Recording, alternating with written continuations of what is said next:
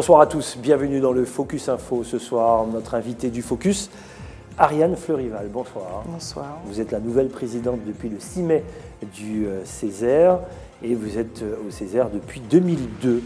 Dites-nous, présentez-vous déjà. Vous y avez exercé quoi comme poste déjà depuis que vous êtes au Césaire? Donc, je pense que les téléspectateurs me connaissent. Donc, je suis rentrée au Césaire en 2002. Donc, j'ai exercé plusieurs fonctions. Donc, quatrième secrétaire du Conseil économique et social, première secrétaire, rapporteur aussi des saisines auprès du Conseil régional et première vice-présidente depuis le dernier mandat. Voilà. D'accord, très bien. Donc, vous connaissez bien le système, on va dire. Première femme présidente, ça vous fait quoi déjà, avant de nous expliquer ce que c'est que le Césaire? En tant que femme, présidente du Césaire, ça vous fait quoi à titre personnel? Moi, je crois que mes collègues, ils m'ont fait confiance, ils m'ont donné cette chance de m'élire justement, puisque c'est un conseil où il y a 37 membres et nous sommes simplement que 8 femmes. Donc, c'est vrai que c'est un honneur pour moi, puisque mes collègues ont su me faire confiance, en tout cas en me mettant à la tête du Conseil économique, social et environnemental de la Guyane. Pour le grand public, à quoi sert le Césaire? Écoutez, le Césaire, c'est un conseil consultatif, riche effectivement par la diversité des membres qui y siègent, parce que des professionnels, des syndicats, des collèges du monde associatif, des personnalités qualifiées aussi, et nous sommes là pour donner notre avis, d'éclairer en tout cas. Il faut savoir que nous sommes un organe de la région Guyane, donc nous sommes là pour éclairer justement le conseil régional. Et parfois, le Conseil général, s'ils veulent aussi nous saisir, sur des questions économiques. C'est déjà arrivé, le Conseil général, si, une fois, depuis que je siège, si, une fois. Voilà. D'accord. Il y a plusieurs commissions, donc à l'intérieur, on trouve des professionnels dans chaque secteur. Comment cela s'organise, véritablement? Puisque j'imagine que les personnes qui sont professionnelles de la santé rentrent dans ce secteur-là. Et dites-nous comment vous travaillez concrètement? Non, pas spécialement. C'est-à-dire qu'en début de la mandature, nous mettons en place ces commissions. Donc ces commissions sont au nombre de 5. La commission développement économique, aménagement du territoire, cadre de vie, affaires sanitaires et sociales, prospective, planification prospective et aussi emploi-formation. Donc les membres, ils font le choix de siéger dans la commission où ils peuvent se sentir utiles. Donc pas spécialement dans la commission... Dans le secteur professionnel, pas du tout. D'accord, très bien. Un exemple, toujours pour le grand public, c'est important dans le Focus Info, de dossiers concrets sur lesquels vous avez travaillé et que le grand public puisse se dire « Ah, ça y est, je sais, ok, ils ont donné leur avis là-dessus » et ils ont peut-être travaillé là-dessus également et donné leur avis pour que la région puisse aller au bout du bout. Donnez-nous un exemple. Écoutez, c'est très complexe, parce que nous sommes dans les saisines que nous avons, plusieurs saisines coexistent. Alors il y a l'autosaisine, c'est-à-dire que nous saisissons d'un problème particulier par exemple, je vois en ce moment la commission affaires sanitaires et sociales travaille sur les filières sanitaires et sociales du département. Donc nous rencontrons les différentes personnes qui travaillent dans ce secteur en fouinant quelque part pour savoir comment ça se passe, qu'est-ce qu'il y a lieu d'améliorer, etc. Donc ça, c'est une autosaisine. Après, il y a les saisines obligatoires sur le budget de la région, sur tous les problèmes. Par exemple, là, nous avons été, la région nous a saisi sur le schéma d'aménagement du territoire. Donc, nous donnons notre avis sur le dossier du SAR. Et, on va en parler. Voilà. Et il y a aussi des saisines... je dirais, obligatoire. Voilà. D'accord, j'ai presque envie de dire. Vous êtes la voix de la sagesse de la région, en quelque sorte? Nous sommes, oui, si vous voulez, comme mais des nous sénateurs. sommes un peu, mais nous sommes là aussi, nous ne sommes pas là pour critiquer simplement.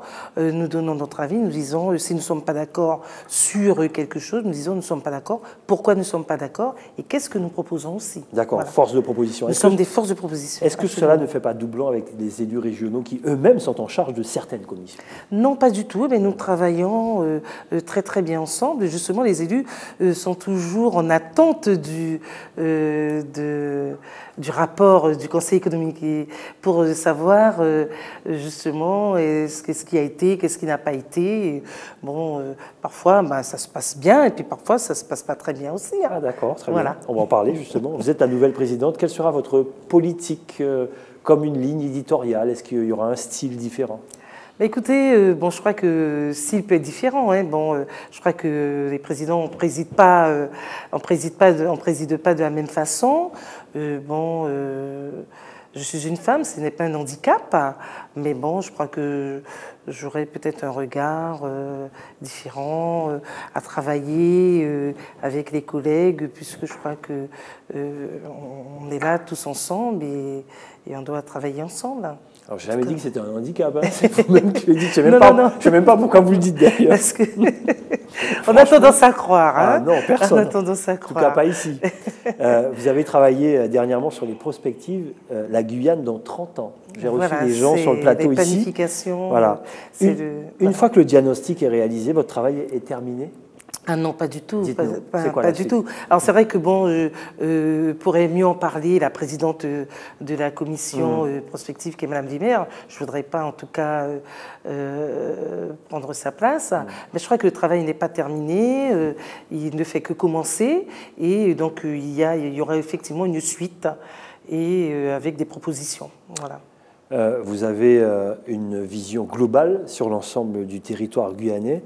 Dites-nous sur quoi il va falloir mettre l'accent demain, dans le futur, quels sont les points positifs et les points inquiétants pour la Guyane.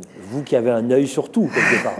Mais écoutez, nous, en tout cas, nous, ce qui nous inquiète, c'est déjà les jeunes, l'emploi, où effectivement il y a un chômage très important au niveau de la jeunesse. Et puis là, nous avons travaillé déjà sur un séminaire que nous devrions mettre en place depuis un petit moment. Il faudra vraiment qu'on y travaille sérieusement dessus. Ce sont les assises des jeunes. Et parce que c'est vrai que... on parle souvent des jeunes, hein, sur le plateau de Focus, en politique. Absolument. Mais quelle solution concrète? C'est-à-dire que la solution, ça doit venir des jeunes eux-mêmes. Ça doit arriver d'eux-mêmes. C'est-à-dire notre séminaire il sera basé sur qu'est-ce qu'ils veulent exactement. C'est-à-dire que nous ne sommes pas là pour choisir pour eux. Parce qu'ils ont tendance à dire, oui, bon, mais vous nous faites des choses, vous nous mettez un terrain de foot là, un terrain de basket là, bon, on vous a pas suffisant. Oui. Non, ils ne nous ont pas peut-être demandé ça. Qu'est-ce qu'ils veulent? Ils doivent être acteurs de leur propre vie. Voilà, c'est ça. Alors de faire ce séminaire en leur demandant qu'est-ce qu'ils veulent exactement. Ils veulent du travail surtout. Ils veulent du travail, mais sur quoi? Se former. Se former, il faut qu'ils se forment, et en partenariat en tout cas avec l'Éducation nationale, parce qu'il y a souvent un échec de ce côté-là, sur les choix des filières. Alors ça, c'est les points négatifs. Parlez-nous d'un point positif. Qu'est-ce qui fonctionne ici dans ce pays sur lequel il va falloir aussi accentuer? Je pose la question à quelqu'un qui a l'œil global sur tout ce qui se passe dans notre département. Écoutez, qu'est-ce qui fonctionne? En tout cas, moi, je pourrais dire... oui, il y a plein de choses qui fonctionnent. Déjà, la famille. Ouais. Voilà, puisque bon, moi, je suis issue du milieu associatif, donc présidente de l'UDAF. Donc, je peux voir qu'il y a des points positifs, en tout cas, sur la famille, sur la prise en charge, même si on nous dit que les familles baissent les bras, mais les familles ne baissent pas les bras. Ils sont peut-être démunis de moyens pour les aider. Et qu'est-ce qui fonctionne? La famille, vous dites? Oui. Quoi d'autre? Quel secteur? Quel est le secteur porteur, on va dire, ici en Guyane, le secteur qui donne de l'emploi, parce que vous parlez des jeunes tout à l'heure, aux jeunes, en tout cas un jeune qui nous écoute aujourd'hui, je ne sais pas sur quelle filière il va falloir qu'il aille, parce qu'il est sûr d'avoir du travail demain, par exemple. Je vous dis ça parce que je sais que vous avez un œil global sur ce qui se passe dans le pays. Écoutez, les secteurs porteurs d'emploi, il y en a plein. Mais bon, déjà, on a perdu de vue beaucoup de petits métiers. Et je crois que les métiers, tout ce qui est manuel, je sais qu'il y a tout ce qui est plomberie, électricité, tous ces métiers-là. Personne ne veut y aller et pourtant, on gagne beaucoup, on gagne bien sa vie, très bien même. Voilà, je vois sur les offres d'emploi, on cherche énormément de cuisiniers aussi. Exact. Voilà, il y a des petits métiers comme ça. Je crois qu'il faudra repenser, en tout cas repenser avec nos jeunes, toutes les filières qui peuvent être porteurs d'emploi. Vous travaillez sur quoi en ce moment? Là, dans vos réunions, dans différentes commissions, vous êtes sur quel dossier? Alors, il y a la commission Affaires sanitaires et sociales travaille sur les filières sanitaires et sociales. Une commission en affaires économiques, je crois, sur la filière bovine. Voilà, ce sont les deux grosses commissions, les deux grosses autosaisines que nous avons en ce moment. D'accord. Est-ce que vous avez donné un avis favorable sur le schéma d'aménagement régional? Dites-nous, donc, quand on donne son avis favorable, c'est quoi ce schéma et pourquoi cet avis favorable? Dites-nous. Ben, écoutez, nous avons donné un avis favorable quand même avec des préconisations. Disons, on donne un avis favorable, mais il y a encore des choses à voir sur ce SAR. Par exemple. Sur l'aménagement du territoire. Voilà, on a trouvé que ça n'a pas été assez percutant là-dessus. Bon, j'ai pas tous les éléments en tête là, mais c'est vrai que notre avis, il était favorable, mais quand même avec des préconisations. Voilà. D'accord, très bien. Vous qui êtes une antenne quelque part de la région, ça vous arrive de donner un avis défavorable? Ah oui, Monsieur Vernet.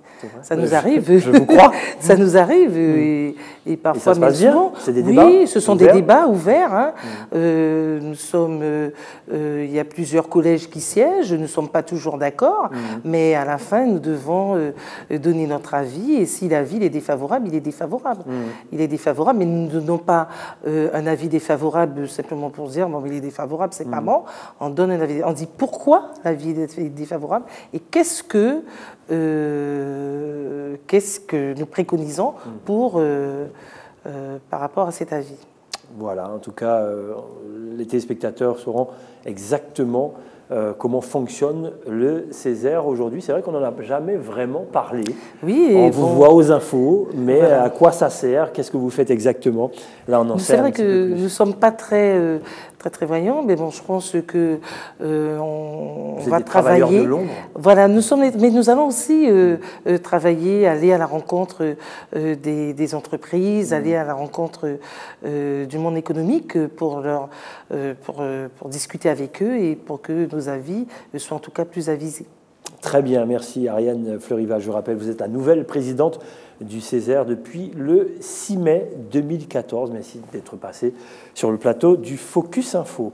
Je vous remercie. Allez, dans quelques instants, 3 séries Good Guys sur ATG. Dans quelques instants, le journal de TF1. C'est comme ça qu'on se dit au revoir pour se donner rendez-vous demain à la même heure. Sans plus tarder, le journal de TF1. Bonne soirée.